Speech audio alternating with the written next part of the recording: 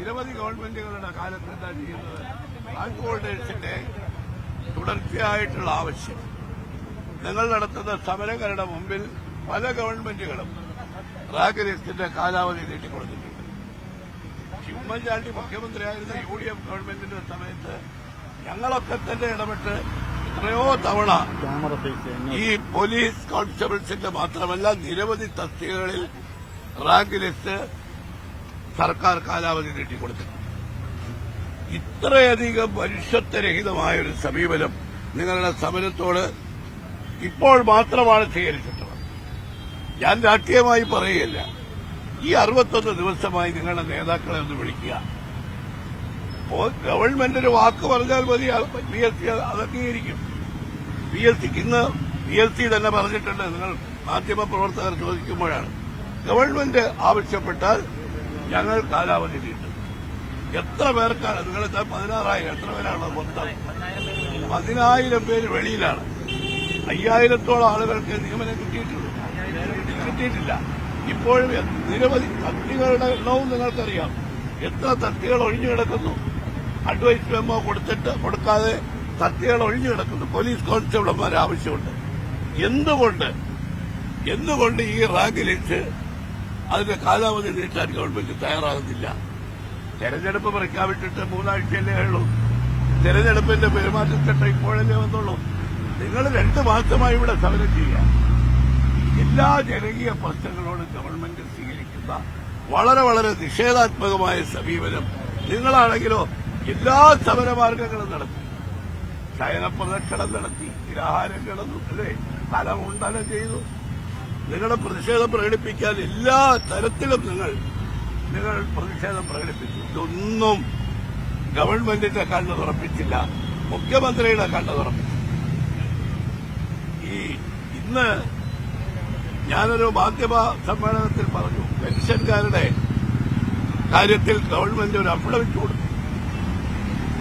സർക്കാരിൽ കൊടുത്ത അഫിഡവിറ്റിൽ പെൻഷൻ ഒരു അവകാശമല്ല എന്നാണ് പറഞ്ഞത്, ഔദാര്യമാണ്.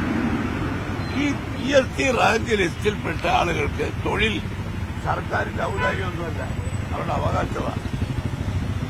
ഈ സർക്കാരിലുള്ള തസ്തികകൾ, ഒഴിവുള്ള തസ്തികകൾ സമയത്ത് റിപ്പോർട്ട് ചെയ്ത് അഡ്വൈസ് മെമ്മോ കൊടുത്തിരുന്നെങ്കിൽ ഈ നിൽക്കുന്ന നിങ്ങളിൽ പലരും ഇന്ന് പോലീസ് കോൺസ്റ്റബിൾമാരാകേണ്ടവരാണ്. നിർഭാഗ്യവാന്മാരായ നിങ്ങളോട് കാണിച്ച ഈ അനീതി അങ്ങേയറ്റ പ്രതിഷേധമാണ്. ഈ സർക്കാരിന്റെ മുമ്പിൽ അനീതിയെക്കുറിച്ചോ ഈ സർക്കാരിന്റെ മുമ്പിൽ മനുഷ്യത്വരഹിതമായ പ്രവർത്തനങ്ങളെക്കുറിച്ചോ പറഞ്ഞാൽ ഒരനക്കവും ഇവരുടെയും മനസ്സിലുണ്ടാവുകയില്ല. ഇത് കല്ലുകൊണ്ടുള്ള മനസ്സുകളാണോ കേരളത്തിലെ ഭരണാധികാരികളുടെ മനസ്സെന്ന് നമുക്ക് തോന്നുന്നു. അതുകൊണ്ട് വാസ്തവത്തിൽ നിങ്ങളോട് കാണിക്കുന്ന അനീതിക്ക് നിങ്ങളുടെ മുമ്പിലുള്ള എല്ലാ മാർഗങ്ങളും ഉപയോഗിച്ച് അതിന് ശക്തമായി ഈ സർക്കാരിന് അനീതിക്കെതിരെ പ്രതിഷേധിക്കും. ഞങ്ങൾ എത്ര തവണ ഇവിടെ വന്നു, ഞാൻ തന്നെ എത്ര തവണ വന്നു. അല്ല, ഇന്നൊന്നുമല്ല, അവര് പറയട്ടെ. ഞങ്ങൾ ആരാ വരാത്തത്? ഞങ്ങൾ വന്നു, മുഖ്യമന്ത്രിക്ക് കത്തയച്ചു, ഒരു അനക്കവും ഉണ്ടായിട്ടില്ല. അതാ പറഞ്ഞത്, ഇക്കാര്യത്തിലൊരു മനുഷ്യത്വപരമായ എന്തിനാ ഭരണകക്ഷിപ്പെട്ടവർ വന്നില്ലേ? ആരെങ്കിലും വന്നോ? അവർ കണ്ടുകൊണ്ടിരിക്കുകയല്ലേ ഇവിടെ ഈ സമരം. അതുകൊണ്ട് ഇന്ന് അർദ്ധരാത്രി തീരുന്നതിന് മുമ്പ് ഇന്ന് മാധ്യമങ്ങളിലെല്ലാം വന്നു. മുഖ്യമന്ത്രിക്കോ മുഖ്യമന്ത്രിയുടെ പ്രൈവറ്റ് സെക്രട്ടറിക്കോ വന്ന് ഫോണിൽ വിളിച്ച് നിങ്ങളുടെ കാര്യം ഞങ്ങൾ അനുകൂലമായി പരിഗണിക്കാം എന്ന് പറയാനുള്ള ഒരു മനസ്സില്ലാതെ പോയത് ഈ പോലീസ് കോൺസ്റ്റബിൾസിനോട്, ഈ റാങ്ക് ഹോൾഡേഴ്സിനോട് എന്തോ ഒരു വലിയ പകയാണ് നേരത്തെ മുതലേ കാണിച്ചുകൊണ്ടിരിക്കുക. അതുകൊണ്ട് ഞങ്ങളെ സംബന്ധിച്ചിടത്തോളം നിങ്ങളോടൊപ്പമുണ്ട്. നിങ്ങളുടെ എല്ലാ സമരമാർഗത്തിലും ഞങ്ങളൊപ്പം ഉണ്ടാവും.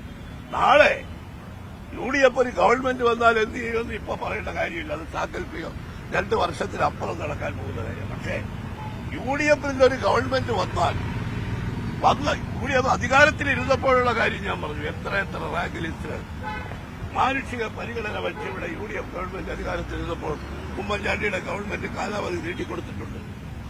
അത് തീർച്ചയായിട്ടും UDF ഗവൺമെന്റിന്റെ കാലത്തുണ്ടായ സംഭവമാണ്. അതിവരെ ഓർമ്മിപ്പിച്ചിട്ട് കാര്യമില്ല.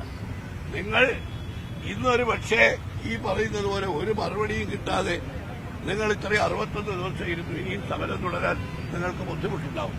പക്ഷെ ഇതിനുവേണ്ടി നിങ്ങൾ നടത്തുന്ന ഏത് പോരാട്ടത്തിലും ഞങ്ങളെല്ലാം നിങ്ങളോടൊപ്പം ഉണ്ടാവും.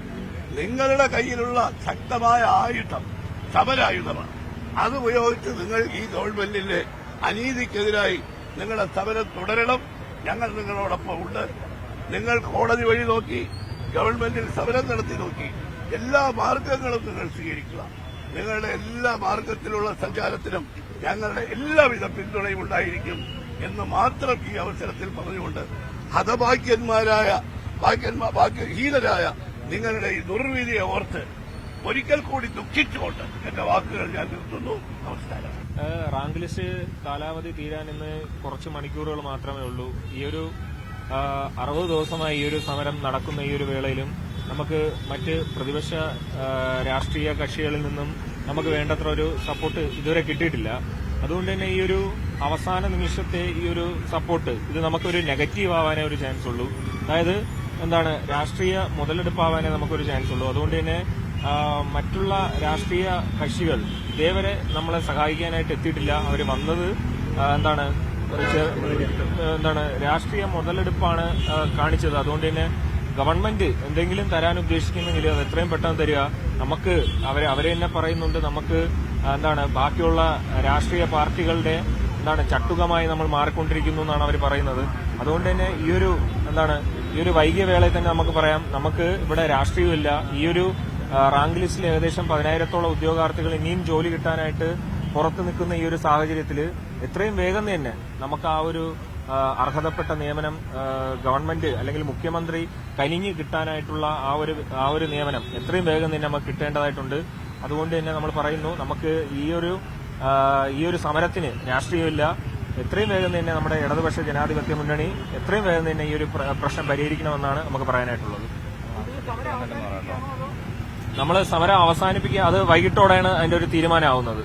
വൈകിട്ടോടെ നമ്മൾ അതിന്റെ ഒരു തീരുമാനം കൃത്യമായിട്ട് മാധ്യമങ്ങളോട് പറയും.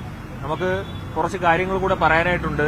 ഇത്രയും നാള് ഈ ഒരു റാങ്ക് ലിസ്റ്റ് നിലയിൽ വന്നപ്പോൾ മുതലുള്ള കുറച്ച് കാര്യങ്ങളുണ്ട്, കുറച്ച് കൂടുതൽ കാര്യങ്ങളുണ്ട്. കൃത്യമായി തന്നെ കുറച്ച് രാഷ്ട്രീയം പറയാനുണ്ട്. അതെല്ലാം കൃത്യമായിട്ട് നാളെ തന്നെ റാങ്ക് ലിസ്റ്റ് അവസാനിച്ചതിന് ശേഷം കൃത്യമായിട്ട് നാളെ തന്നെ പറയുന്നതായിരിക്കും. എല്ലാ മാധ്യമങ്ങളും അപ്പോൾ അതൊന്ന് വന്ന് റിപ്പോർട്ട് ചെയ്യേണ്ട ഒരു ആവശ്യകത ഉണ്ട്. കാരണം കേരളത്തിലെ യുവാക്കളോട് ഈ രാഷ്ട്രീയക്കാരെന്താണ് കാണിക്കുന്നതെന്നുള്ള കൃത്യമായിട്ടുള്ള മറുപടി നാളെ എന്തായാലും നമ്മൾ പത്രസമ്മേളനം വിളിച്ച് അറിയിക്കുന്നതായിരിക്കും.